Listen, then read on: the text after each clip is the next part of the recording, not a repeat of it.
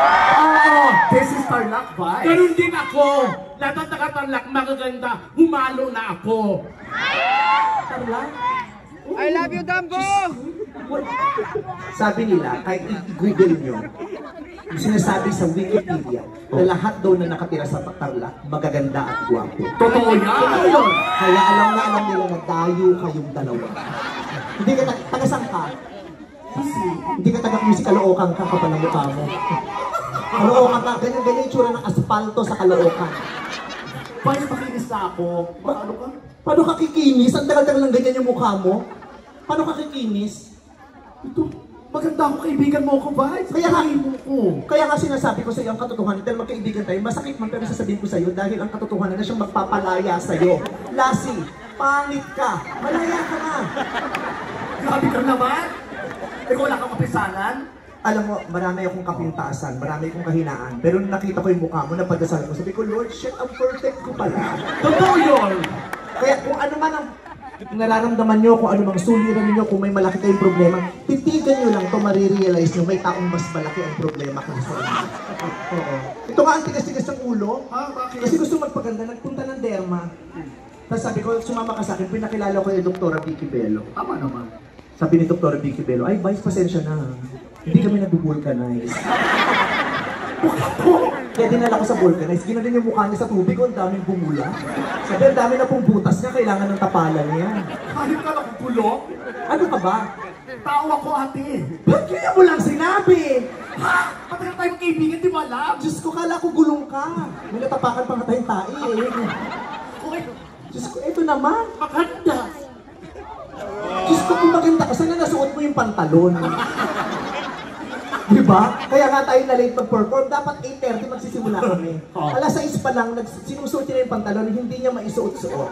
Kaya kami na-delay. Kaya yung pantalon mismo sumuko. Pasensya na po, hindi ko maibibigay ang responsibilidad ko ngayon. Pero maganda ka ngayong gabi, ate. Ikaw talaga. Sobra. Ano? Maganda ka ngayong gabi. Alam mo, hindi naman ako talaga maganda. Ang pangit nyo lang talaga. Uy! Oo, nung dumating kayo, umangat ako eh. Kasi kanina pangkaraniwan lang ako, pero nung dumating kayo, sabi, may future pala itong Vice. Oh. Pero ang sexy mo talaga, ha? Given yun. Oo. Korte-korte ang katawan. Diyos ko! Long-legged. Doon. Perfect. Perfect.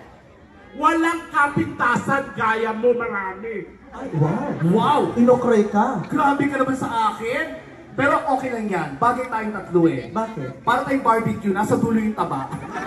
Nasa dulo yung taba, nasa unahan yung tutok. Karni ka? Oo, ako yung laman. Ako yung laman. Walang tama lang ang luto. Yan. Sapat ang lambot, di masyadong sunog. Ikaw yung nalalaglag sa suka sa unang sausaw. Yung pag nalaglag sa suka, hindi nababalikan. Yung bahala na, may kukuha naman yan. Kapihan mo naman ako, tayo magkaibigan dito. Hindi tayo magkaibigan, nakapalamukha mo. Pagkatrabaho lang tayo, pero hindi tayo magkaibigan.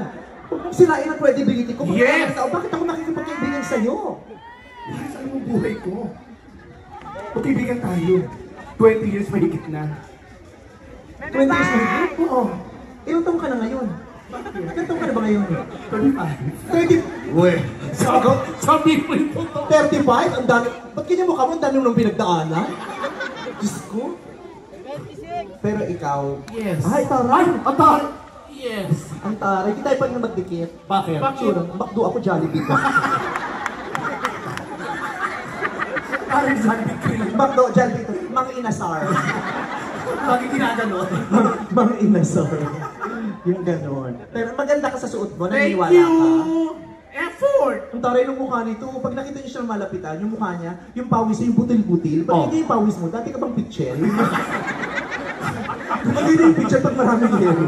Yung butil-butil, bilog-bilog yung tubig. Parang mas malaki sa pitching water dyan. Yon.